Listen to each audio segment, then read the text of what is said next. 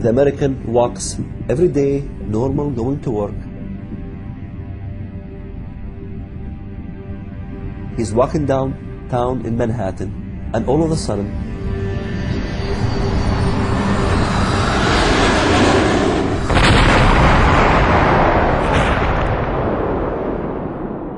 two planes hit the Twin Towers, and they have no clue why would somebody do such a thing.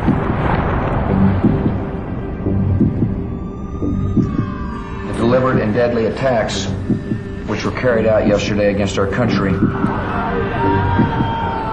were more than acts of terror. They were acts of war.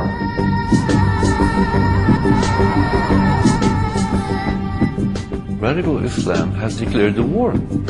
Radical Islam is at war now with the West. When I saw the second airplane hit, I knew jihad has come to America.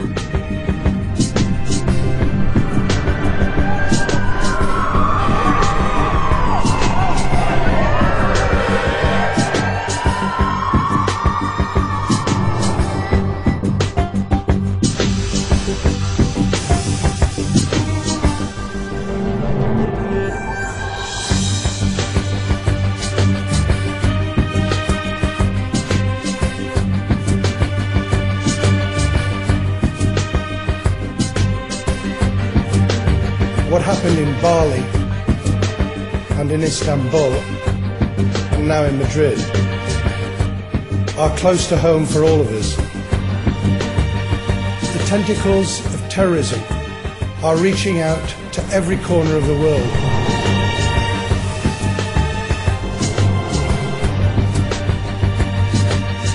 London's worst attack since the Second World War. A series of blasts rocked the capital during the busy morning rush hour. A shocking toll of dead and injured, dozens are described as in a critical condition.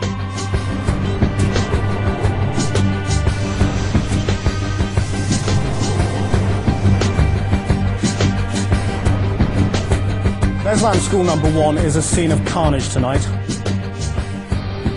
Hundreds of children are feared dead.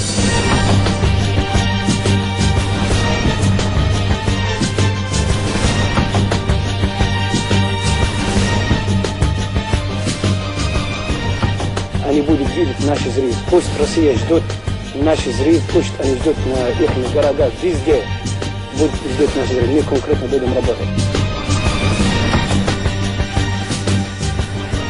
Every single country in the world is dealing with this on one level or another.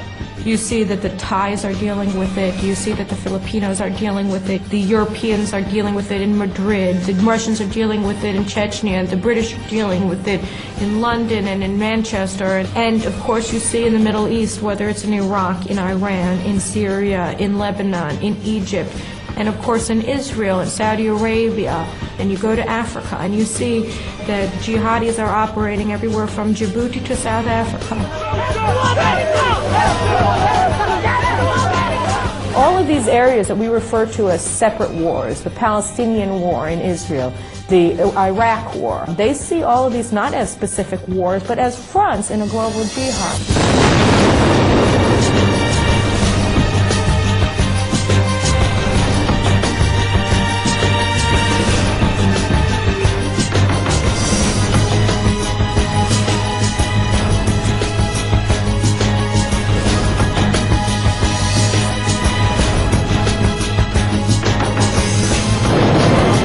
Jihad in paradise. Right now it looks all too possible.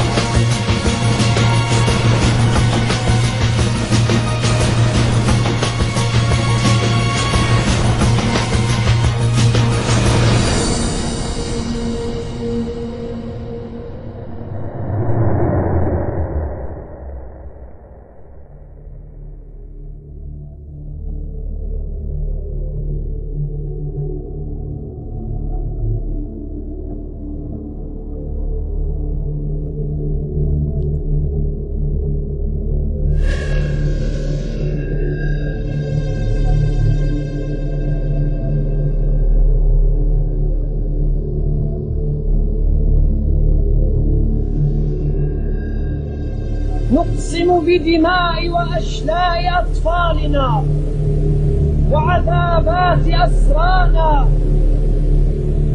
وسنمضي نفجر أجسادنا.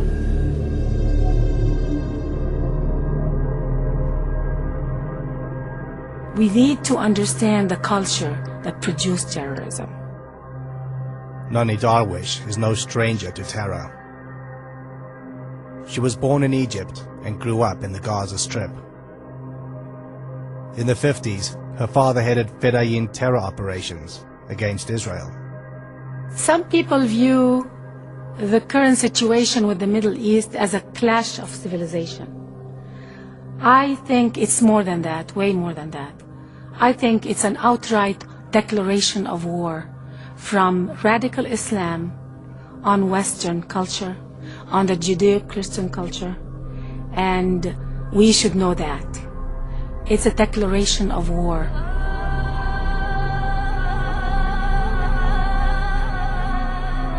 These bombings are taking place not because someone likes to see bodies and count casualties.